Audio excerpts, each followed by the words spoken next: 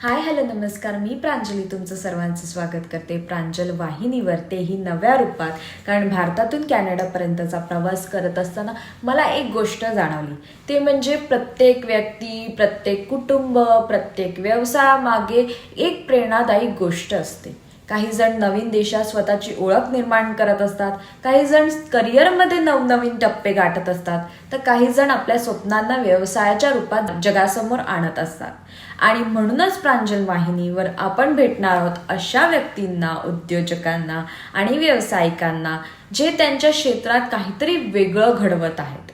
त्यांच्या यशामागच्या कथा, संघर्ष, अनुभव, शिकवणी आणि त्यांच्या व्यवसायामागची प्रेरणा जाणून घेण्यासाठी भेटणार आहोत. तर सर्वप्रथम या भागाचे स्पॉन्सर्स आवेश तत्व यांचे मनपूर्वक आभार मानूयात. भारतीय परंपरा, अस्सल चव आणि गुणवत्तेचा वारसा जपणारा हा एक सुंदर उपक्रम आहे. सेंद्रिय मसाले, पारंपरिक खाद्यपदार्थ, आरोग्यवर्धक उत्पादने आणि भारतीय संस्कृतीची ओळख पुढच्या पिढीपर्यंत, स्पेशली कॅनडापर्यंत पोहोचवण्याचे काम आवेश तत्व करत आहे. आणि आता विलंब न लावता आपण स्वागत करूया आपल्या पहिल्या पाहुण्याचं.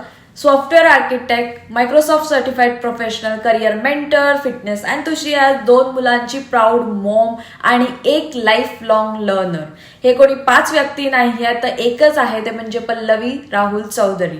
आज आपण जाणून घेणार आहोत त्यांचा नागपूरपासून कॅनडापर्यंतचा प्रवास, करिअरमधील चढ उतार, मातृत्व, मैत्री, वुमेन इन टेक बद्दलचा त्यांचा दृष्टिकोन आणि आयुष्याकडे पाहण्याची त्यांची प्रांजळ नजर. चला तर मग सुरुवात करूया आजची प्रांजळ भेट. हाय हॅलो नमस्कार. मी प्रांजल तुमचं सर्वांचं स्वागत करते प्रांजल वाहिनीवर. आणि आज आपल्याकडे आल्या आहेत पल्लवी चौधरी. आपण जाणून घेऊया त्यांच्याबद्दल. आणि पहिल्या सेगमेंटला मी स्टार्ट करते. पहिल्या सेगमेंटचं नाव आहे आपल्या प्रांजळ भेट. सो मी नेहमी तुमचे स्टेटस बघते, एअरक्राफ्ट, एअर इंडिया आणि असे मोठे प्लेन्स असतात आणि त्यांच्या पुढे तुम्ही असता. आणि मी तुम्हाला असं बघितलंय असं पार्टी होस्ट करता वगैरे. तर मला नेहमी क्युरिओसिटी वाटते की एक्झॅक्टली तुम्ही काय करता.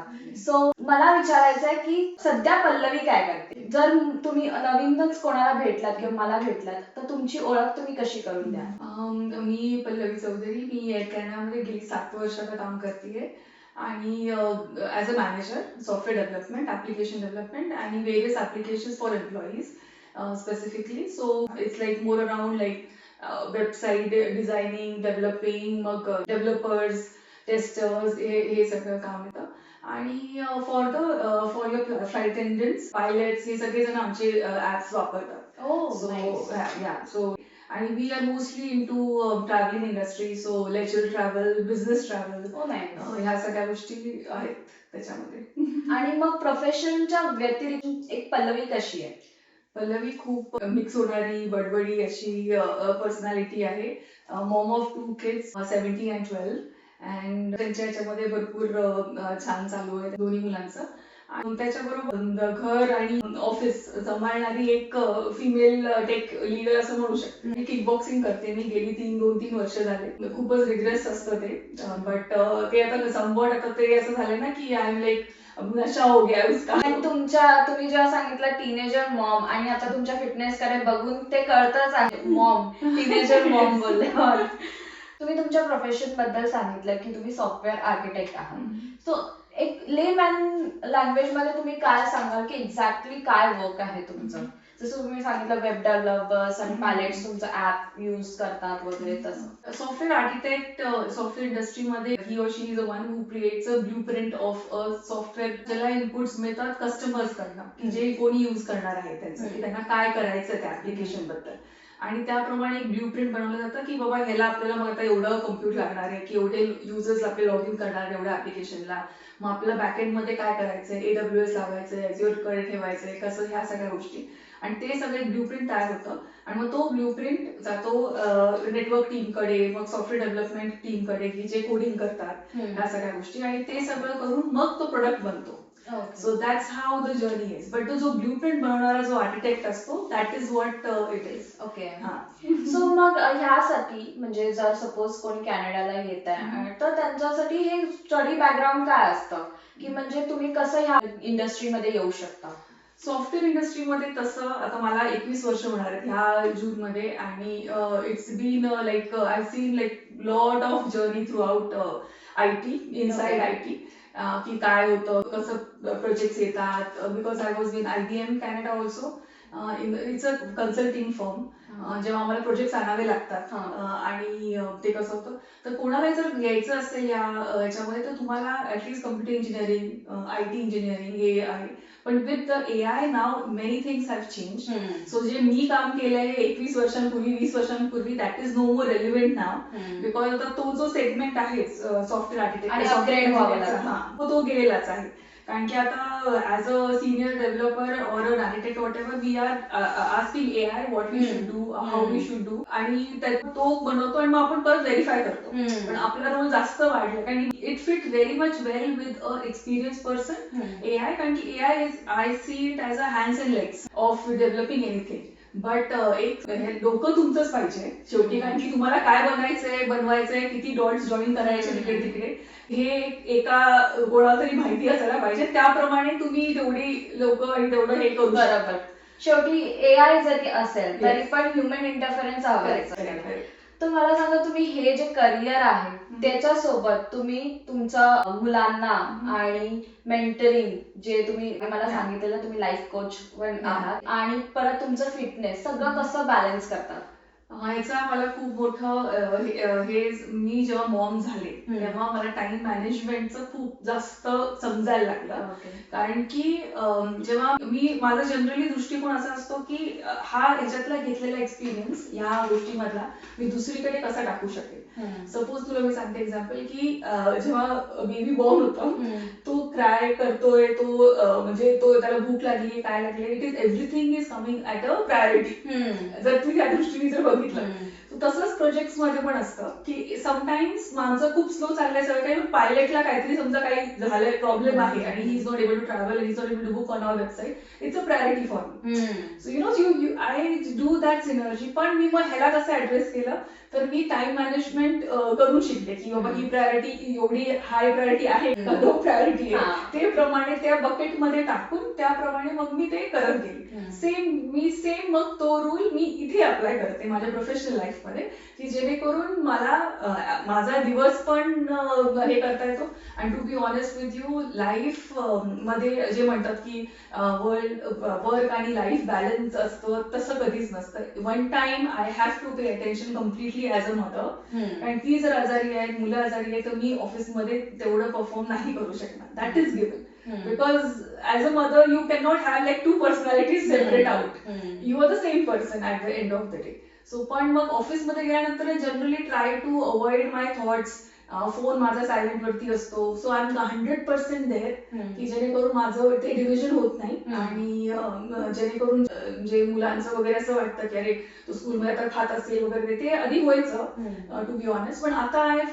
Have come surpass that thing already so they are on your own जर काही झालं तर स्कूलमधून फोन येईल आता त्या स्टेजला आहे त्यामुळे now I am relax much more relax so that's why I am ready 100% in my office की आता मी करू शकते तर टाइम मॅनेजमेंटचं फक्त एक हे सांगेल तुला की जिथं मी जेव्हा प्रेझेंट असते तिथे मी प्रेझेंट असते समजा मी आता इथे आहे तुझ्याशी बोलते तर माझ्या डोक्यामध्ये की मुलं काय करतात वगैरे हा विचारच नाहीये हा त्याच्यामुळे ते थोडंसं हे व्हायला माइंडला तुम्हाला थोडं ट्रेन करायला लागतं त्याच्याशिवाय नाही होऊ शकत कारण की मी आता इथे जर तो विचार करत असेल तर I will not be able to answer correctly किंवा ह्या सगळ्या गोष्टी मग त्याच्यामुळे काय होतं आउटपुट तुमचं वाढत जातं डिपेंडिंग अपॉन दॅट मग मी खूप ऑब्झर्व केलं की मुलांबरोबर बोलताना मी फोन नाहीच बघायचे की बाबा साईडलाच ठेवलाय मी सो दे नो की मॉम आता प्रेझेंट आहे शी इज देअर नाव 100% आता आपलं काही खरं नाही विचारावं वाटतं की ह्या सगळ्या धक्काधक्कीच्या आयुष्यामध्ये काय आहे ते तुमच्यामध्ये उत्साह भरतो passion for anything building new so which is a software I love creating software and helping people out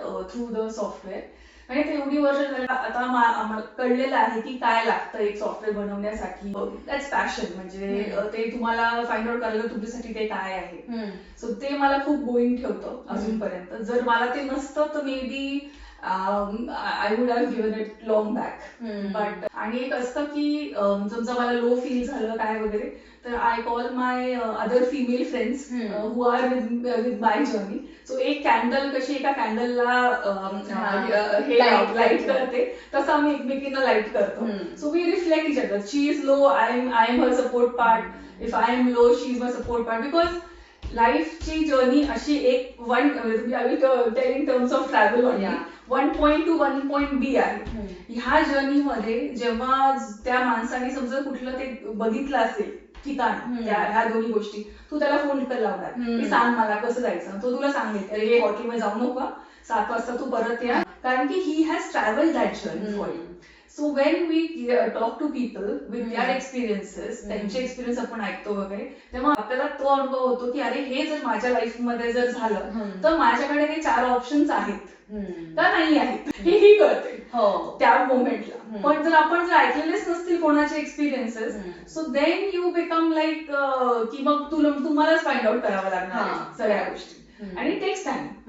मग तुम्हाला ते मग खूपच जास्त, म्हणून that's how inspiration works very well with people. Like because आपण ऐकल्यानंतर अरे मी असं केलं म्हणजे मी तसं करू शकते, एक तो थॉट येऊन जातो म्हणून, and that gives us the spark. I would say. I think तुम्ही खूप छान मुद्दा मांडलाय, तो म्हणजे फिमेल फ्रेंडशिप्स. Yes. आणि आपण खूप म्हणजे पूर्वी जेव्हा ऐकायचो की म्हणजे औरत ही औरत की दुश्मन होती है वाला कॉन्सेप्ट, पण मी पर्सनली मी स्वतः माझ्या टीनेज लाईफ मध्ये वगैरे एक्सपिरियन्स केलाय की किती इम्पॉर्टंट आहे फिमेल फ्रेंडशिप. फिमेल फ्रेंडशिप पण आहेत आणि मेल फिमेल फ्रेंडशिप पण आहेत. कारण की काय असतं, ऑफिसमध्ये आपण जेव्हा जातो तेव्हा आपल्याकडं मी नेहमी ऑफिसला असं कन्सिडर करते की जेव्हा आपलं लग्न होऊन आपण सासरी जातो ना, तेव्हा गेल्यानंतर आपल्याला ऍडजस्ट व्हावं लागतं त्या प्रोसेसेस बद्दल. जॉब माझ्यासाठी is processes and that skill.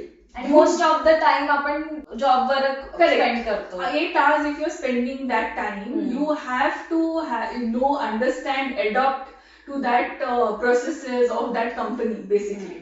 आणि तरच तुम्हाला ते आपलंसं म्हणतील. सेम जेव्हा आपण लग्न करून जातो तेव्हा पण सेम होतं गोष्टी, की आपलं ते आपलंसं तेव्हाच ते करून घेतात जेव्हा आपण त्यांचं काहीतरी एक्सेप्ट करतो किंवा हे करतो, की ना की आपण लगेच चेंज करायला जातो की नाही आता हे असं नाही, असं करायला पाहिजे. असं नाही ना, आपण एक्सेप्ट करतो, मग they are also willing to change. Same मी तुला सांगितलं की जसा मी एक्सपिरियन्स इथे करते पर्सनल लाईफमध्ये, मी तोच एक्सपिरियन्स मी प्रोफेशनल मध्ये लावला. तो ते समतोल जर आपल्याला जमलं ना, कळलं ना आपल्याला, तर इट एनहान्सेस बोथ द लाईफ्स. म्हणजे दोन्ही गोष्टी करू शकतो. आणि तुम्हाला तो बॅलन्स करता येतोय की म्हणजे इमोशनली पण कुठेही इन्व्हॉल्व्ह नाही व्हायचा, पण तेवढाच क्लिअर पण राहायचं. आणि असं तेच म्हणायचं की आपल्याला इथे फ्रेंडशिप्स का इम्पॉर्टंट आहेत, कारण आपण फॅमिली पासून दूर असतो. आपले पूर्वीचे फ्रेंड्स किंवा पूर्वीचे म्हणजे आपले नातेवाईक, आपले फॅमिली आपल्यापासून दूर असतात. तर त्याच्यावर मला आठवलं की आता आपण वळूया आपल्या नेक्स्ट सेगमेंट कडे, विच इज प्रांजल पाऊल खुणा. तर मला तुम्हाला विचारायचं वाटेल, तुमचं मूळ गाव कोणतं? मूळ गाव तसं माझं, I am born in Nagpur because my grandfather was in air force. तर त्याच्यामुळे त्यांची पोस्टिंग नागपूरला, I was born in Nagpur. मग ते आम्ही आलो अहमदनगरमध्ये, पुण्याच्या जवळच आहे गाव ते. माझ्या वडिलांचं मेन गाव पुणेच आहे. आणि त्याच्यानंतर मग लग्न माझं आता केळवा आणि केळवा पालघर आहे. सो कम्प्लिटली ऑपोजिट गोष्टी आहेत. पण तेव्हा इंडियामध्ये लाईफ कशी होती? Life was very simple. Ahmednagar वगैरे तर एकदमच सिम्पल. आजी आजोबा, मामा, काका वगैरे कडे जाणं, दिवाळीमध्ये काकांकडे वगैरे जाणं वगैरे, तर इट वॉज व्हेरी नॉर्मल. आणि खूप मजा असायची, एकदम सिम्पल गोष्टी, बसनी जाणं येणं असं सगळं होतं. त्यामुळं एकदम सिम्पल आयुष्य होतं. पण तेव्हा तुम्ही असा विचार केलात का की पुढे जाऊन मी असं काहीतरी करीन, मी कॅनडाला येईन? कॅनडा वगैरे तर नाहीच, पण मी स्कूलमध्ये फर्स्ट येत होती ऑलवेज. सो म्हणजे एक लडकी कुछ तो करेगी असं होतं. एकंदरीत आपल्या सगळ्या फॅमिलीमध्ये असं कळून जातं की कोण कुठपर्यंत जाईल, एक कळून जातं. त्यामुळं ते होतं की काहीतरी करेल पुढे. तर इंजिनिअरिंग, मेडिकलला जायचंच नव्हतं, तर इंजिनिअरिंग वॉज द हे. आणि मग पप्पांनी सांगितलं कम्प्युटर इंजिनिअरिंग. तेव्हा तर 20 वर्षांपूर्वी तेवढं, अजून 25 वर्षांपूर्वी तेव्हा तेवढं कम्प्युटर इंजिनिअरिंग नव्हतं. तर मी 10th नंतर मी डिप्लोमा केला बाटूमध्ये, लोणेरेला. ते करेक्ट. तर तिथे डिप्लोमा केला 3 years 10th नंतर. आणि त्याच्यानंतर मग इंजिनिअरिंगला मी पुण्यात आले. मग तुम्ही इथे आफ्टर मॅरेज आलात की म्हणजे हा म्हणजे माझी एक मैत्रीण होती, तिने मला म्हणजे कॅनडाचं IBM कॅनडाचं झालं माझं, तर सो आय वॉज लाईक की मला जायचंय, तर माझे हजबंड वॉज लाईक की नाही मग ते कन्फर्म आहे की नाही, कारण त्यावेळेस कळत नाही. आम्ही इथे 10 वर्षापूर्वी आलो, सो त्यावेळेस माझ्या मुलाचा 3rd बर्थडे झाला, 26 जानेचा आहे तो, आणि 1 फेब्रुवारीला आम्ही इथे आलो. फक्त मी आणि माझा मुलगा राहुल, म्हणजे हजबंड अँड मुलगी, कारण की मुलगी शाळा होती, तिचं मध्येच इयर कसं सोडून येणार, so she was in 2nd grade, तर म्हणजे तिचं ते कम्प्लीट होऊन ती राहुल आणि ते येतील, आम्ही 2 जण चालू इथे. So new country with my son, all बर्फ सगळं काहीच माहिती नाही, पण ती होती की त्याच्यामुळे it was again that is again come back that friendship thing, की तिने सांगितलं की तू ये, काही काळजी करू नको, माझ्या घरी तिथं तिच्याच घरी तिथे आम्ही हॉटेल बघितलं होतं, 1 मंथ मी तेच राहिली जवळ. लॉंग डिस्टन्स किती टाइम झालं? 3 months मध्ये राहुल आणि समन येऊन गेले होते, तोपर्यंत आमचं सगळं सेटल झालं होतं, मी रेंटवरती घर पण घेऊन टाकलं, शिफ्टिंग झालं होतं आमचं दोघांचं वगैरे, आणि वी स्टार्टेड देअर ऑलरेडी, आणि इथं घर मिळणं पण एक कसरतच आहे.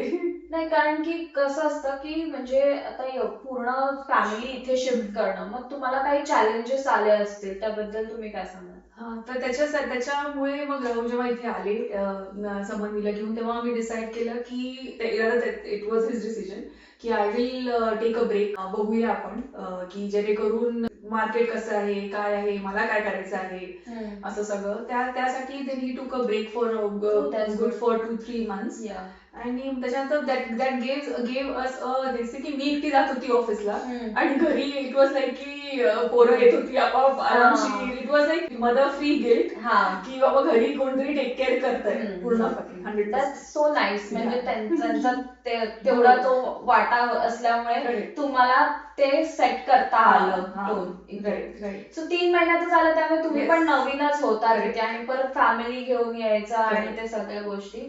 सो म्हणजे तुम्ही इथे आल्यावर तुमचं पॅरेंटिंग कसं चेंज झालं, म्हणजे बिकॉज मुलं तिकडे किती शिकलेली होती ऑलरेडी, 2nd मध्येच होता, आणि मुलगा 3च वर्षाचा होता. सो मग म्हणजे इथे आल्यावर त्यांच्यासाठी मुलांसाठी काय चॅलेंजेस होते? मुलगा माझा 3 yearsचा होता, तर तो त्याच्यासाठी नवीन कंट्री, आणि त्याच्यासाठी तो एक पूर्णपणे ब्रेक होता, की बाबा अचानक वडील नाही आहेत आणि बहीण नाही आहे, माझी सासूबाई नाही आहे, म्हणजे घरातले कोणीच नाही, हीच का दिसते मला फक्त. ते एक त्याच्यासाठी एक सायकोलॉजिकली खूप हे होतं. आणि he had a late speech. ते डॉक्टर्स मला नेहमी सांगायचे की आईन्स्टाईन पण 4 वर्षापर्यंत काही बोलला, तुझा मुलगा जर बोलला तो आईन्स्टाईन होणार आहे. त्याच्यामुळे तो असं खूप, त्याच्यासाठी लँग्वेज खूप हे होतं, तर इंग्लिश त्यांनी मग इथे पिक केलं. आणि मला एक मराठी आजी भेटल्या, ज्या माझ्या सोसायटीच्या शेजारीच राहायच्या. मग मी रोज सकाळी 8:30 वाजता त्यांच्याकडे सोडायची, डबे घेऊन त्याच्यासाठी डे केअर, कारण तो त्याला डे केअर तुम्ही ठेवू शकत नव्हते, कारण तो बोलूच शकत नव्हता, आणि त्याच्यामुळे त्याला समजणार एक मराठी आजी मिळाली मला, ती पण मुंबईची होती, आणि शी ऑफर्ड मी हेल्प, की ठीक आहे मी करेल, आणि मग दॅट रिअली हेल्प. मग मला अजून हेच सांगायचंय की ना, देव आपल्याला जेव्हा पण प्रॉब्लेम्स येतो ना, he gives you with a solution. वो सोल्यूशन सिर्फ हमें ढूंढना होता है. That's it depends upon like how you go and find how your network is, आणि ते कुठनं ना कुठनं ते जुळून देतं बरोबर ते, त्याशिवाय तुम्हाला प्रॉब्लेम देणारच नाही. हे मला म्हणजे ना ते पटलंय ती गोष्ट, की त्याशिवाय तुम्हाला प्रॉब्लेम देणार, आणि तो प्रॉब्लेम पण त्या लेवलचं देतात की जे तू सॉल्व्ह करू शकशील त्या एजमध्ये. आता डिपेंडिंग अपॉन युअर एज आणि तुझी माझी लाईफ, आणि ते सगळे प्रॉब्लेम सगळ्यांचे वेगवेगळे असतात, त्याचमुळे, कारण की त्याची कॅपॅसिटीच तुमची बिल्ड नाही झालेली तेवढा प्रॉब्लेम सॉल्व्ह करायची. मला असं वाटतं की जेणेकरून त्यांनी हेल्प, तो पॉझिटिव्ह ऍटिट्यूड असला की आपल्याला मिळतं, सोल्युशन मिळतात आपल्याला. आणि मेन म्हणजे supportive family. He was like I want to take quite good company वगैरे, ते बघून मग I will take a decision. But त्यावेळेस म्हणजे किती वर्षापूर्वीचं बोलतो, 10 9-10 वर्षापूर्वी, त्यावेळेस इथे सिच्युएशन कशी होती जॉब रिलेटेड? छान होती टू बी ऑनेस्ट. म्हणजे राहुलचं झाल्या वर्क परमिट वगैरे सगळं काही येऊसपर्यंत तर he had got Citi bank offer, आणि देन ही सिटी बँक मिसिसागाला होता, आणि we were in North York, so it was like a lot of, आणि कार वगैरेचं एवढं काही नव्हतं, कारण we try to switch it. So after 6 months he got a new job in downtown. That is what was the market then. की तुम्हाला जर job जरी सर्च करत होता, तुमचे रेझ्युम्स जात होते, तुम्हाला कॉल्स येत होते, यु नो लाईक हे सगळं इंटरव्ह्यूज होतं, पण आता मी ऐकते ते सगळंच बदललंय. मग तुम्हाला असं वाटतं का ते AI मुळे पण थोडं, जसं आहे. तुम्ही सॉफ्टवेअर हो, मध्ये हो, आहात हो. त्यामुळे मी तुम्हाला हा प्रश्न हो, विचारते की हो, म्हणजे हो. AI मुळे काय चेंजेस झाले? AI मुळे कसं झालं, आता मी मॅनेजर आहे त्याच्यामुळे तर मी जेव्हा माझ्याकडे पण एक मी ओपनिंग उघडते तेव्हा माझ्याकडे जर समजा 100 ऑफ रेझ्युम्स आले, तर माझ्याकडे एवढा वेळच नाही की मी रेझ्युम वाचेन. त्याच्यामुळे मला फिल्टर आउट करण्यासाठी AI वापरावाच लागतो. फर्स्ट सॉर्ट तो होऊन जातो.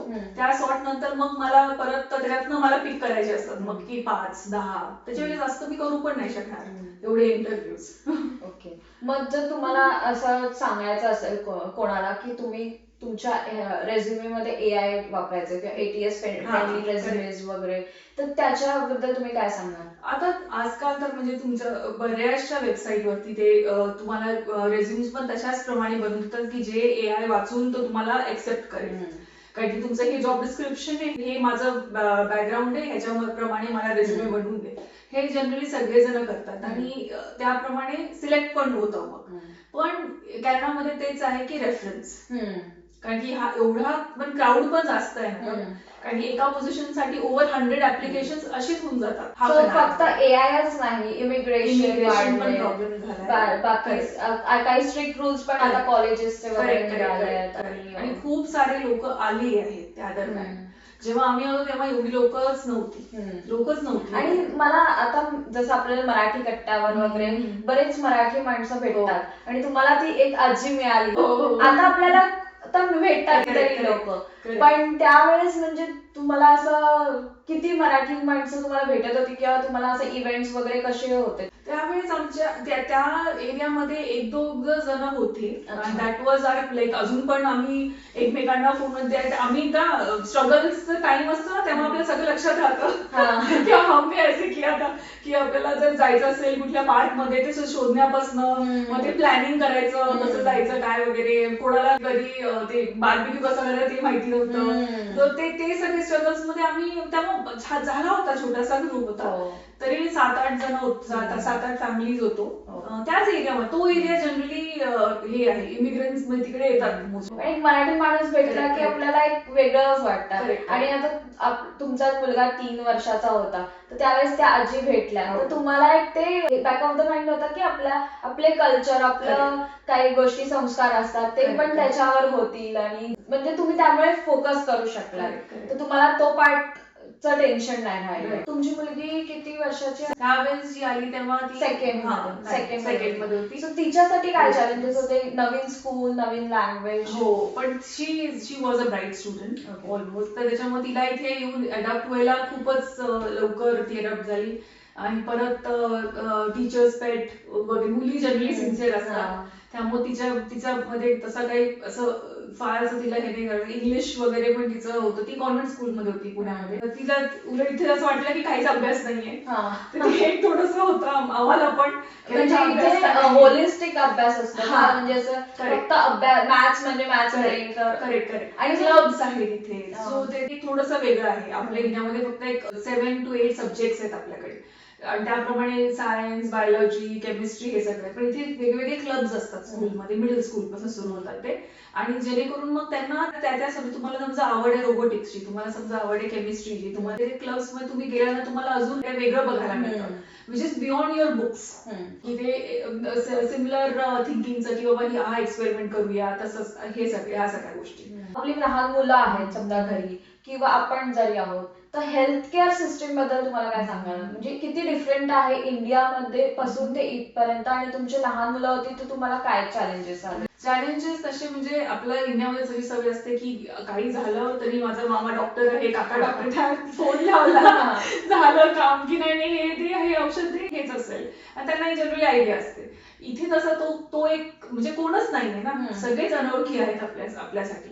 मग इकडची प्रोसेस आहे की तुमचं वॉक इन क्लिनिक मध्ये जा, मग तुम्ही तुमचं फॅमिली डॉक्टर करा, त्याप्रमाणे नंतर मग तुमचं मेडिकल हेल्थ चेकअप करत राहा वगैरे. सो ते सगळं आहे, पण फक्त मुलांच्या मध्ये तेवढं होतं की काही झालं तर तुम्हाला पण थोडं स्वतःहून प्रोएक्टिव्हली थोड्या गोष्टी कराव्या लागतात. की समजा ताप आला आहे, तुम्ही 3-4 दिवस काढतायत, बघतायत काय झालं काय नाही, आणि मग तुम्ही जाताय डॉक्टरकडे. त्यांना नाही बाबा 3-4 दिवस झालं तर तुम्हाला द्यावंच लागेल जे काय असेल. कारण की इंडियामध्ये कसं आता तुम्ही वर्किंग वुमन आहात, तर इंडियामध्ये कसं आपल्याला हाऊस हेल्प असते, किंवा आपली इवन सासू सासरे आहेत, किंवा मग आई बाबा आहेत त्यांच्याकडे ठेवून आलो किंवा काय. पण इथे असं कोणच आपल्याला हेल्प नाहीये, किंवा आपल्याला सांगायला पण नाहीये की अरे आता तिला खोकला झालाय तर हे दे किंवा ते दे. तर त्यामुळे ते किती डिफिकल्ट होतं. ते दोघं जणांचं आमचं होतं. मी मिस्सागाला होती, माझा IBM मध्ये प्रोजेक्ट होता, तो मिस्सागाला होता, आणि डाऊनटाऊन मध्ये होता. आणि दोघं मुलांना मी डेकेअर मध्ये ठेवायचो. तर आफ्टर स्कूल आज पण, कारण की स्कूल पण आणि आज पण, म्हणजे आजारी न पडून देणं हेच that was the only best option. आणि आला तर एकाला कोणातरी सुट्टी घ्यावीच लागणार, दॅट वॉज गिव्हन, कारण की घरी तो तो राहणारच आहे घरी, जो कोणी आजारी आहे. तर तसं आम्ही मॅनेज केलं की त्यावेळेस मग आपण सिक लीव्ह घेऊन टाकायची, आणि त्याप्रमाणे there is no other option परत.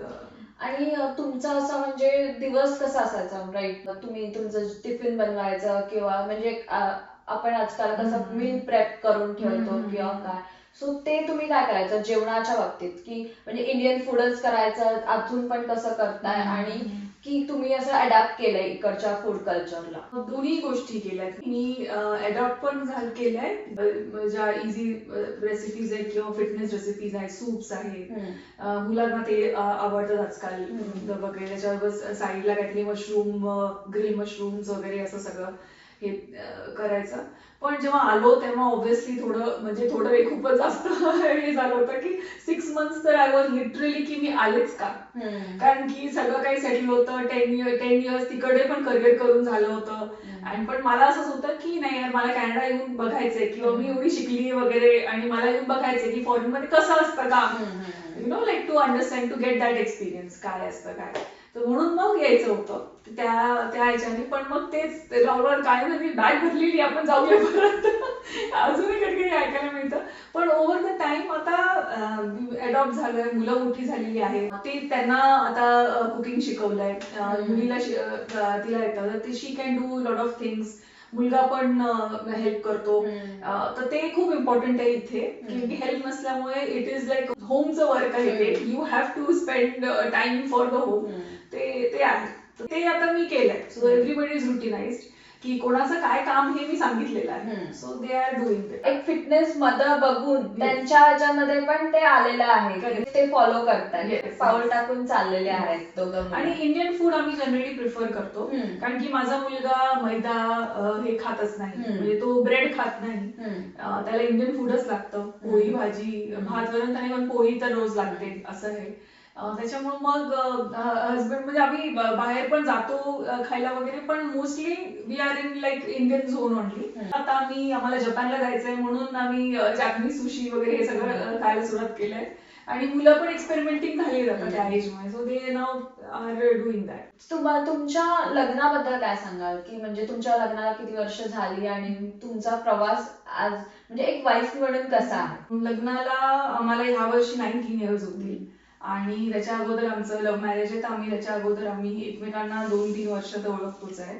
सो इट्स ऑलमोस्ट लाईक माझं वय is 42, I can say that. So half of the life now he knows me, I know him. So we have like grown together. बस आम्ही ना partner आहोत, म्हणजे it's not like it was never like घरी गेल्यानंतर obviously गावी वगैरे ते असतं सगळं की मी नवरा आहे वगैरे ते सगळं. मग त्या रोल मध्ये मी पण असते, किंवा साडी घालायची, ड्रेस घालायचा, वॉट एव्हर ह्याच्यामध्ये. बट इथे असल्यानंतर वी आर पार्टनर्स, आणि ते खूप आधीपासून आम्ही मुलं झाल्यापासून राहतं खूप जास्त ते हे झालं की पार्टनरशिप आहे ही. जर मी he has been my mentor, म्हणजे टू बी ऑनेस्ट. एक असतं ना की अर्जुन असतो, त्याला कृष्ण लागतो सांगायला की काय करायचंय काय नाही. अर्जुन जरी खूप सॉलिड असला तरी पण कृष्ण पाहिजे, लागतो प्रश्न आल्यानंतर उत्तर द्यायला. तर ती हे मी माझ्या हसबंडला देऊ इच्छिते. की मला असं वाटतं की ऍज अ फिमेल इथं काही एक्सपिरियन्सेस फक्त आपल्यालाच येतात ह्याच्यामध्ये, जे एक्सपिरियन्सेस मेल काउंटर पार्ट्सला कधीच येत नाही इंडस्ट्रीमध्ये. तर तो एक दृष्टिकोन एक असतो की त्यांनी तसं का वागलं असेल किंवा काय, तो एक लॉजिकल साईड Correct. आपण थोडं इमोशनल इमोशनली करतो किंवा हँडल गोष्टी. हम्म.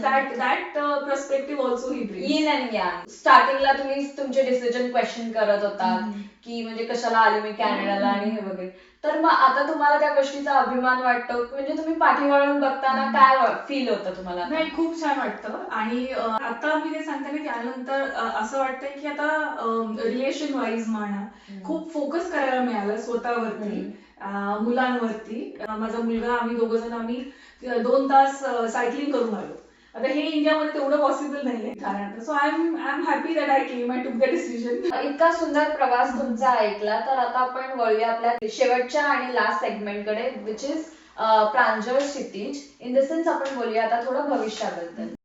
सो तुम्हाला काय वाटतं की आता जरी सगळं आलंय की म्हणजे मार्केट डाऊन आहे, हे आहे, तरी what is the role of women in tech? Women in tech साठी मला तरी वाटतं future is very bright, to be honest. आणि मी अशा इंडस्ट्रीमध्ये आहे, ट्रॅव्हल इंडस्ट्री, जिथं मोर दॅन 50% वुमेनच असतात अराउंड आमच्या.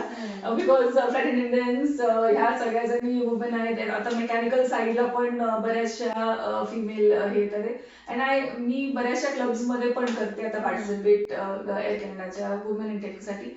सो मला तर असं वाटतंय की एकंदरीत जे तू टच पॉईंट केला की आधी असतं ना की औरत ही औरत की दुश्मन आहे वगैरे, कारण की असं आता शिकवलेलं की एकच क्राऊन आहे, पेटंट एकच असतं आणि you have to just win that thing. पण ते तर तसं राहिलेलं नाहीये. It is unlimited. Everybody can get whatever your role is.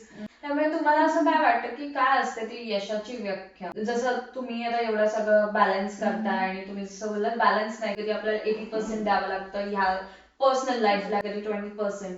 मग तुम्हाला काय वाटतं की म्हणजे आपण स्वतःला सॅटिस्फाईड कसं ठेवायचं, की म्हणजे काय यश आहे यात? आता याच्यामध्ये अगेन राहुलचंच हे आहे की मला असं खूप असं होतं की कारण की मी नेहमी फर्स्ट यायचे, राईट. तर मला असं ते कधी व्हायचंच नाही की मी सेकंड आली आहे. ओके, टॉप वरती जायचं. पण जरा काही झालं तर I am like almost gone kind of thing. कारण की मला ते माहितीच नाही ना की how I can deal with it. मग मेंटरशिप राहुलची कामी आली की ते ही रिअली, म्हणजे आम्ही तेच तेव्हा ठरलं की यश हे प्रत्येकाचं वेगवेगळं आहे. आणि आज मी जरी माझी एक जरी बाजू जर कमी असली तरी पण माझी दुसरी बाजूकडे बघून I am like balancing it out. जर दोन्हीच बाजू खराब असेल तर ऑब्व्हियसली समथिंग रॉंग आहे. बट एक ऍटलिस्ट आहे की मुलं तर आपली घडली त्यावेळेस, आता करिअर पण होतच आहे, चालूच आहे. It's not like 21 years in the industry, it's still not a joke, and everything works out in the balance. फक्त तेवढंच आहे की समाधान कसं मागायचं आणि कुठे थांबायचं हे आपल्यावर आहे. तर ह्याच्यानंतर त्याच्यानंतर मग जे आता आहे तेच जर आपण एक्सपिरियन्स नाही केलं तर मग जसं तुम्ही स्टार्टिंगलाच बोललात की तुम्हाला प्रेझेंट मध्ये राहायला जास्त आवडतं, विच इज गुड. आणि मग असं काय आहे जे तुम्हाला असं वाटतं की नाही अजून मला हे गोष्ट मी केली नाहीये, ह्या पॉइंटला मी टच नाही केलाय, की मला पुढे करायचं आहे आयुष्यात असं? लाईफ मध्ये मला अजून मंकी जम्पिंग ते Bungee जम्पिंग करायचंय, एरोप्लेन मध्ये उडी मारायची ते करायचंय, Skydiving. Sky diving. सो ते 1-2 गोष्टी काय करायच्या आहेत अजून, ते राहिलं. आता आपण एक क्विक रॅपिड फायर खेळूया आणि मग तुमच्यासाठी एक गिफ्ट अरे बापरे. तुम्ही मॉर्निंग पर्सन आहात की नाईट Morning. पर्सन? फिटनेस साठी Yes. तुमची फेवरेट बुक कोणती आहे? Craft life you want. Okay. That's a very beautiful book. Everybody should read it. खूपच सुंदर बुक आहे. आणि त्याच्यामधनं असं कळतं की तुम्ही तुमची लाईफ तुम्हाला जशी पाहिजे तशीच घडवू शकता. Okay. There is no other way. Nice. छान बुक रेकमेंड केली आम्हाला तुम्ही. आणि फेवरेट ट्रॅव्हल डेस्टिनेशन? आता एअर इंडस्ट्रीमध्ये असल्यामुळे आता तेच युरोप आहे. स्पेन मला खूप आवडलं as a family. So Spain, सध्या तरी स्पेन आहे. One word that describes Pallavi? One word, बापरे, मल्टीटास्कर. ओके. ते तर आम्हाला तुमच्या कॉन्व्हर्सेशनवर कळलंच आहे. सो नेक्स्ट इज सक्सेस की हॅपीनेस? ओके, सक्सेस मिळालं तर हॅपीनेस पण येईल. पण सो जे बोलतात money can buy happiness is a myth. Yeah, correct. Mentor की स्टुडंट व्हायला आवडेल आयुष्यभर? स्टुडंट मला, कारण की एकतर मी IBM मध्ये होते त्याच्यामुळे आम्हाला तर दरवेळेस सांगायचं की you are a life long student. ते इतकं इनग्रेव्ह केलेलं आहे आम्हाला की यू हॅव टू लर्न. आणि ते एक आहे. आणि त्याच्यामुळे मला असं वाटतं की आपली क्युरिओसिटी तशी शाबूत राहते जर आपण स्टुडंट राहिलो आयुष्यभर तर.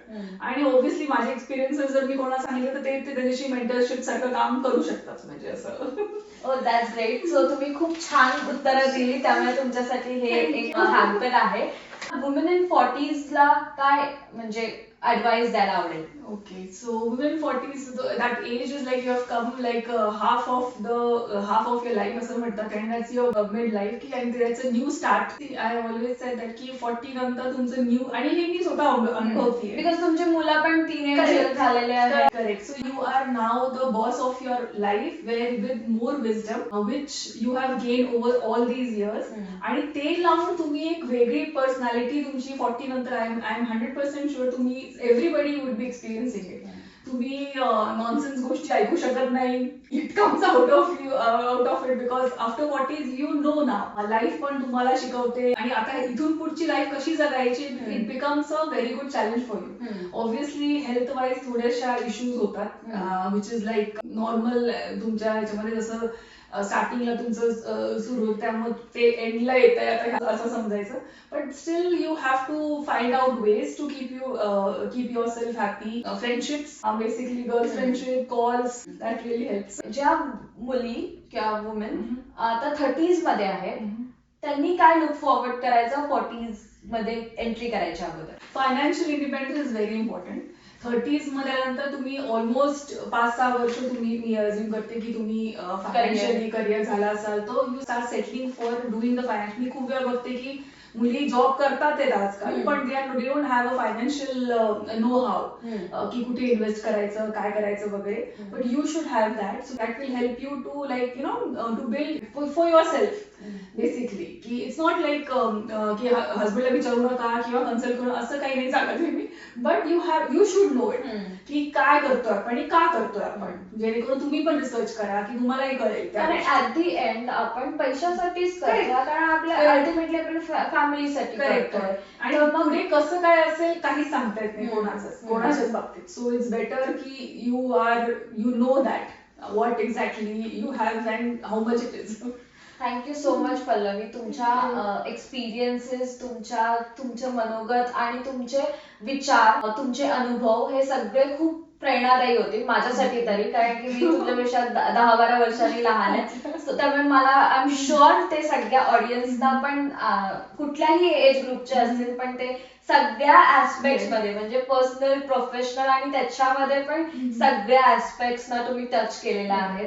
So I am so glad की मी तुम्हाला इन्व्हाइट केला आणि तुम्ही आमचे फर्स्ट गेस्ट आहात. बिकॉज प्रांजल वाहिनीचं जे स्वप्न होतं की पॉडकास्ट चालू करायचं आणि हे ते, तर एवढा छान सुरुवात झाल्याबद्दल तुम्हाला खूप शुभेच्छा आणि thank you so much. Thank you Pranjal, thank you for having me. तर मंडळी, आजचा प्रांजल वाहिनीचा पहिला भाग तुम्हाला कसा वाटला हे आम्हाला कमेंट करून नक्की कळवा.